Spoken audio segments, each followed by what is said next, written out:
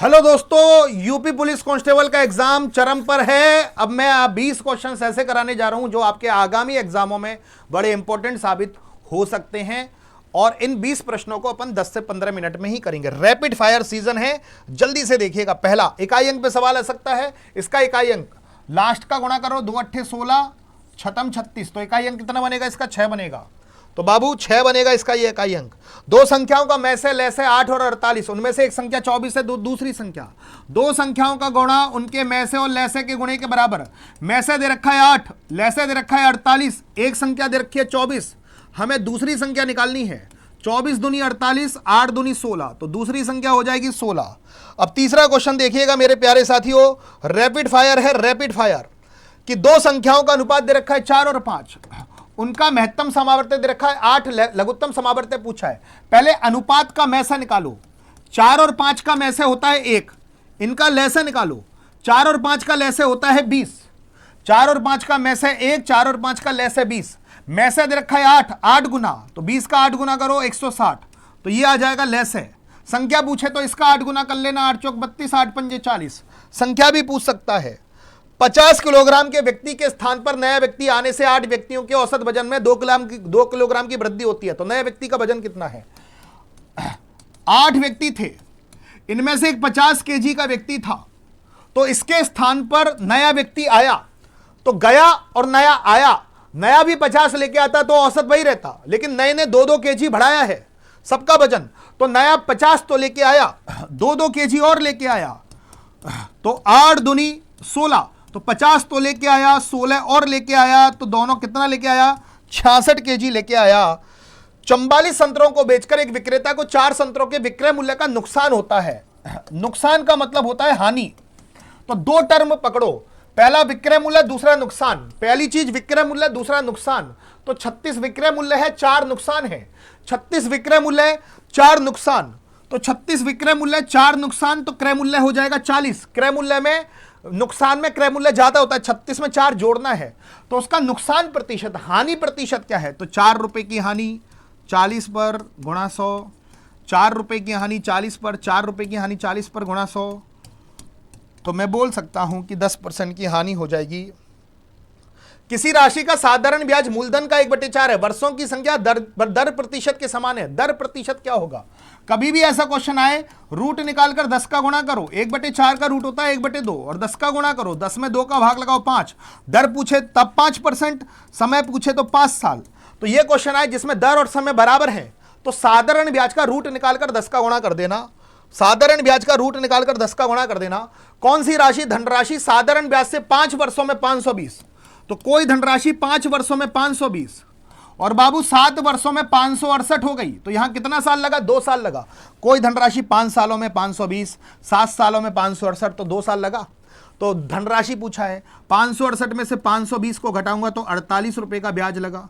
ये 48 रुपए का ब्याज है 2 साल का, तो कितने गुना? 24 गुना।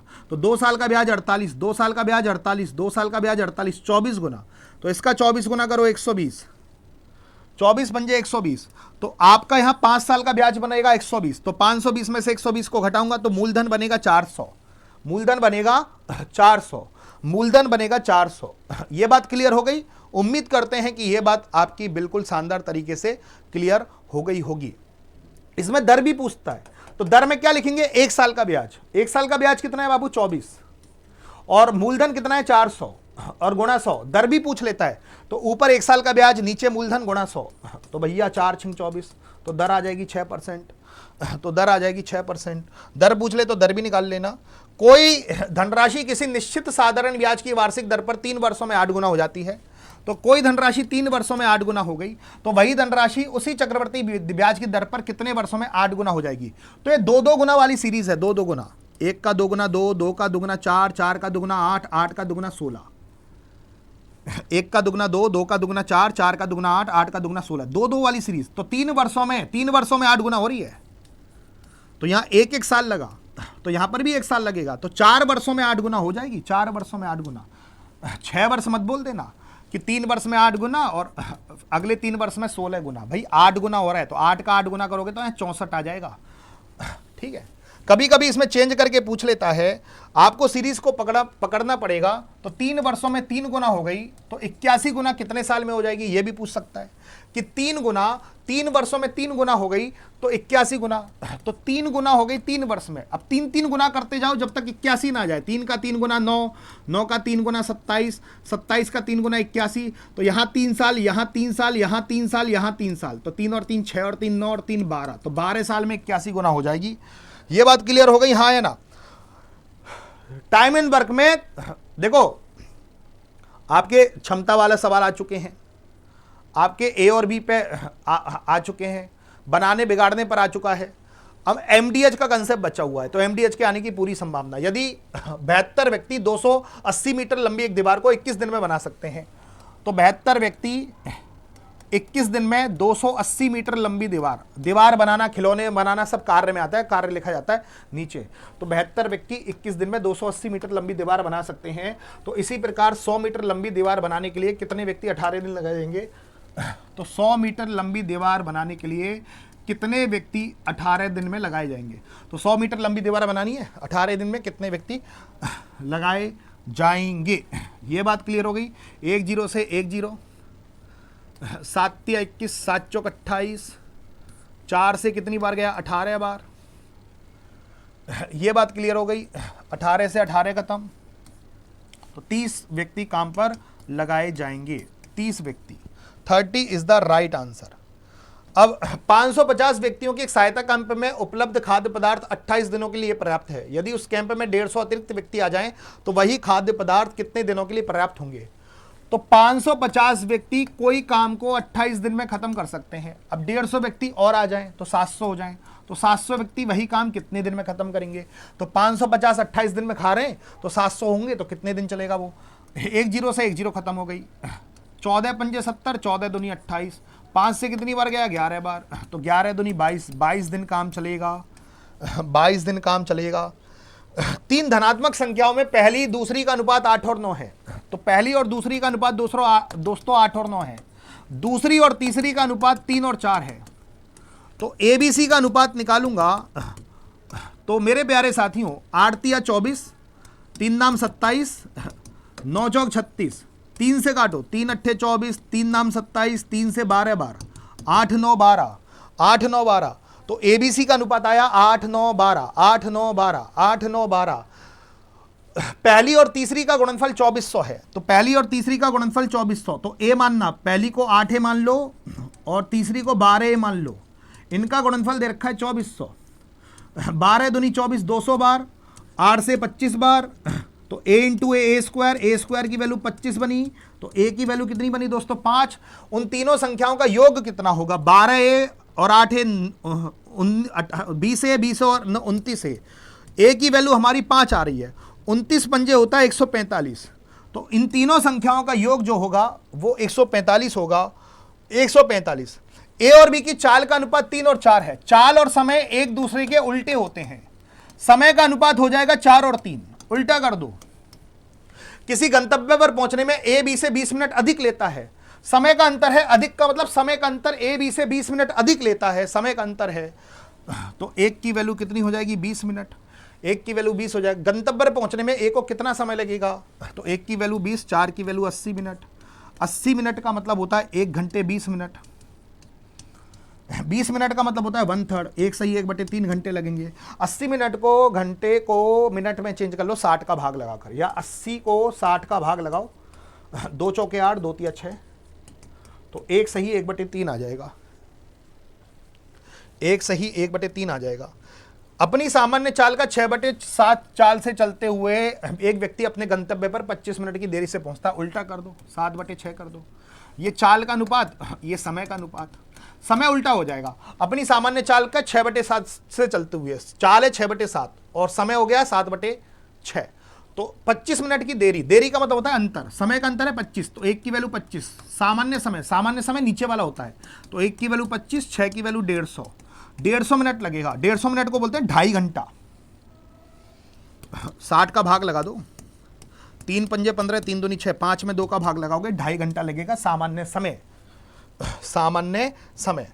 80 मीटर 180 20 मीटर लंबी दो रेलगाड़ियां समांतर पटरियों पर एक ही दिशा में 25 किलोमीटर प्रति घंटे और 35 किलोमीटर प्रति घंटे की चाल से चल रही है, एक दूसरे को पार करने में कितना समय लगाएगा? चाल एक ही दिशा में चल रही है तो चाल घटेगी, तो दोनों की चाल को घटाओ, 35 में से 25 गया 10 किलोमीटर प्रति घंटे, मीटर पर सेकंड में चेंज कर लेना, दोनों की चाल हो जाएगी माइनस में 10।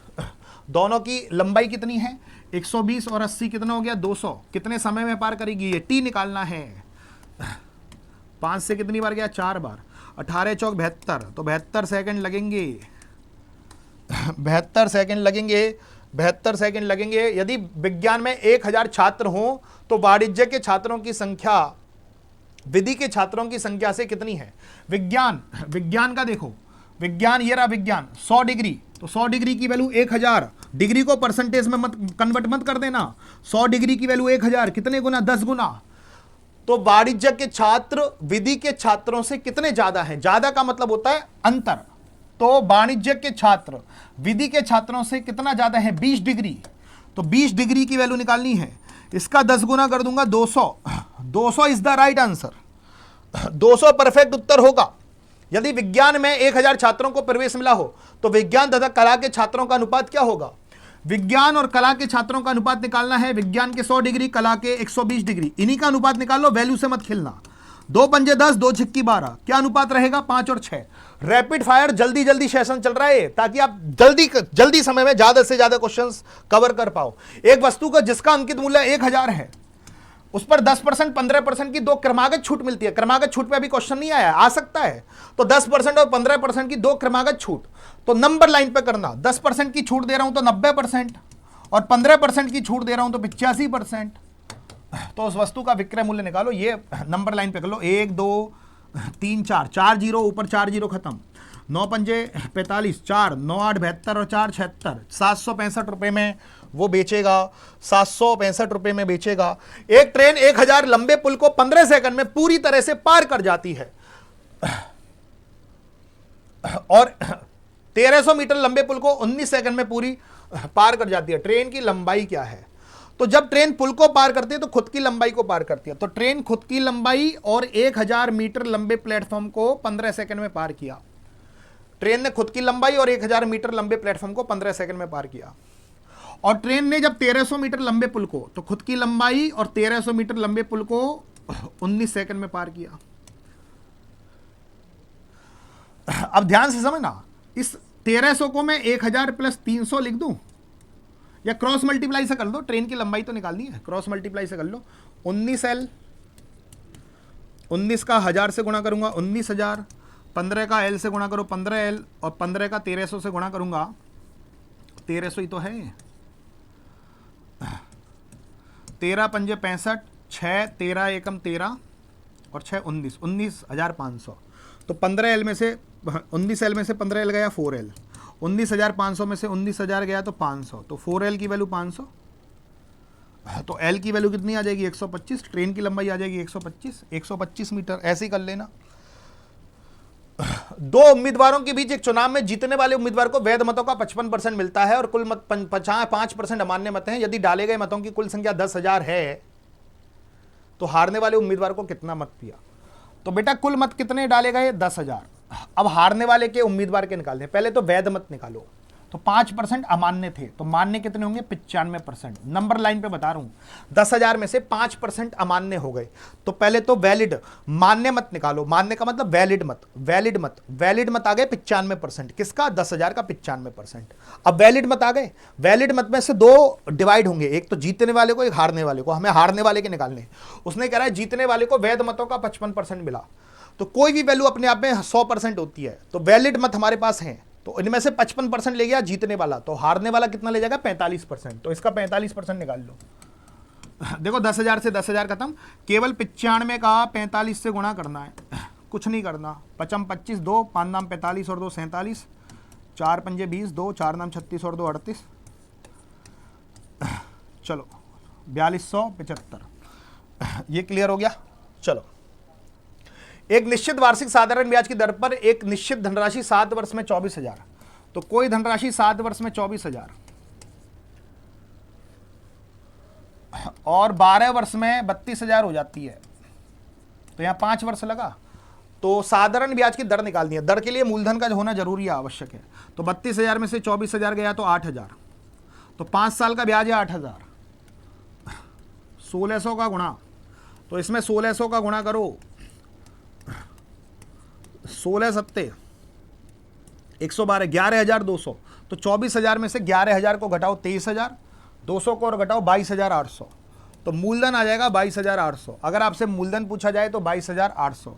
तो ब्याज कितना है 1 साल का 1600, मूलधन कितना है 22,800 और गुणा 100, 16 से 100 बार, 16 से काटो, जल्दी से बताओ पूरी क्लास, काटा पीटी करो। 2 जीरो से 2 जीरो खत्म हो गई। 1600 में 228 का भाग दो, 4 से काट लेता हूँ, 4 से 400 बार, 4 पंजे 20 और 2 4 सत्ते 28, लगभग लगभग आंसर आ जाएगा आपका। एक बार और चेक कर लेते हैं। कोई धनराशि 7 वर्ष में 24,000 और 12 वर्ष में 32,000 हो जाती है, ठीक है। तो मेरे प्यारे साथियों, 32,000 में से 24,000 को माइनस करूंगा तो 8,000 रुपए का ब्याज लगा 5 साल में।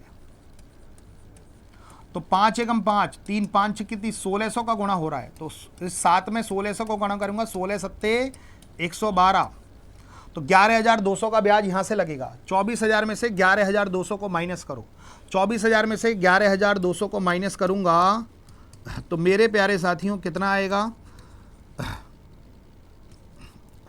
ये आ जाएगा, सॉरी 12,800 आएगा, 12,800 आएगा। मैंने 22,800 लिख दिया। तो बेटा 1600 रुपए का ब्याज लगा 12,800 पर और गुणा 100, 16 अट्ठे 128, 100 में 8 का भाग लगा दो, दर आ जाएगी 12.5%। मैंने गलती से यहाँ पे 22,800 लिख दिया, 12,800 आएगा। ये बात क्लियर हो गई। काजल एक कार्य को 24 दिनों में कर सकती है, वाह भैया वाह। नेहा अकेले उसे 40 दिन में कर सकती है, नेहा 40 दिन में कर सकती है। काजल ने अकेले कार्य करना शुरू किया। इनका लघुत्तम निकालो, इनका लघुत्तम 120, 24 पंजे 120, 40 तिया 120। अब ये कह रहा है कि काजल ने अकेले कार्य करना स्टार्ट किया और फिर 12 दिनों के बाद नेहा कार्य पूरा होने तक उसके साथ जुड़ गई। तो यहां काजल और नेहा दोनों 12 दिनों तक जुड़े रहे।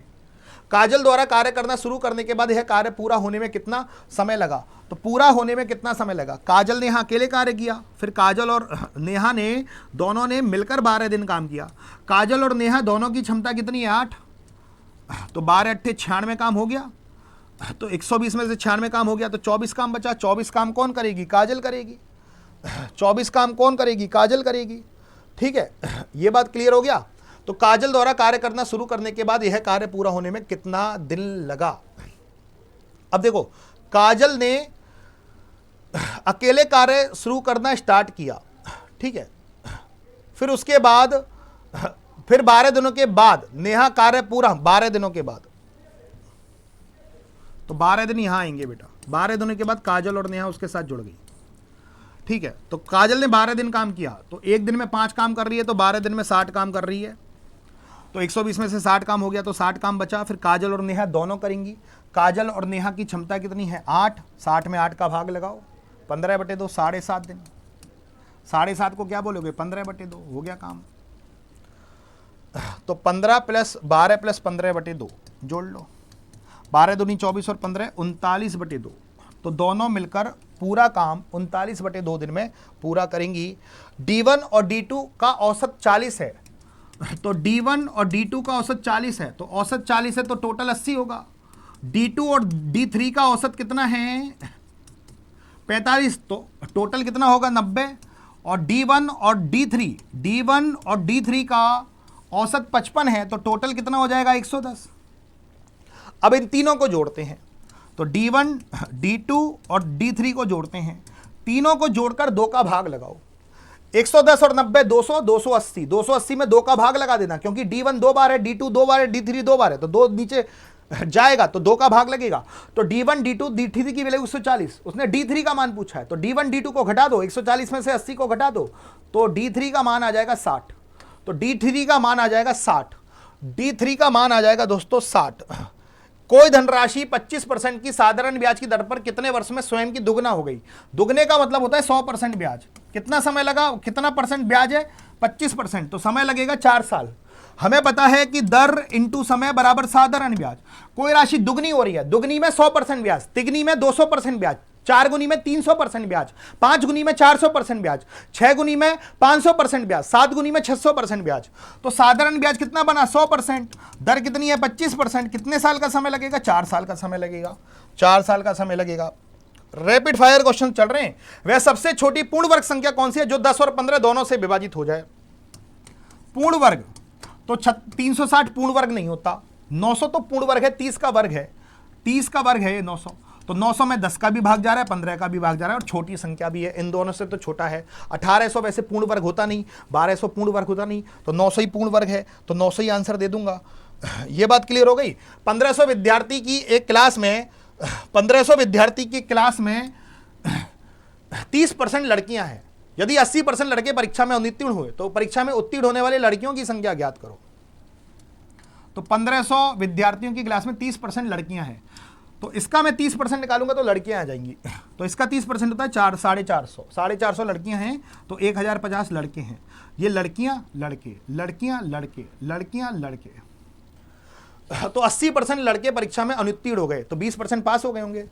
तो कितने लड़के पास हो गए, तो 80% लड़के तो फेल हो गए हैं। वो कह रहा है ना 80% लड़के, ये लड़के हैं, इनमें से 80% फेल हो गए, तो इसमें से 20% पास हो गए होंगे ना। तो इसका 20% निकाल लो, परसेंट से 2 जीरो खत्म, 105 का दुगना होता है 210, तो 210 लड़के पास हो गए। 80 किलोमीटर प्रति घंटे की चाल से एक ट्रेन 6 घंटे में एक निश्चित दूरी तय करती है। समान दूरी को 5 घंटे में तय करने के लिए ट्रेन की चाल कितनी होगी। तो पहले दूरी निकाल लो, 80 गुणा 60 कर लो। दूरी क्या होता है, चाल गुणा समय, तो ये दूरी आ जाएगी 480। अब इसी दूरी को 5 घंटे में तय करना है, तो 5 का भाग लगा तो चाल आ जाएगी, 5 नाम 45, 5 चिक्की 30, तो ट्रेन की चाल होनी चाहिए 96 किलोमीटर प्रति घंटे। ये थे रैपिड फायर, 25 क्वेश्चन करा दिए, 20 बोल के 25 करा दिए।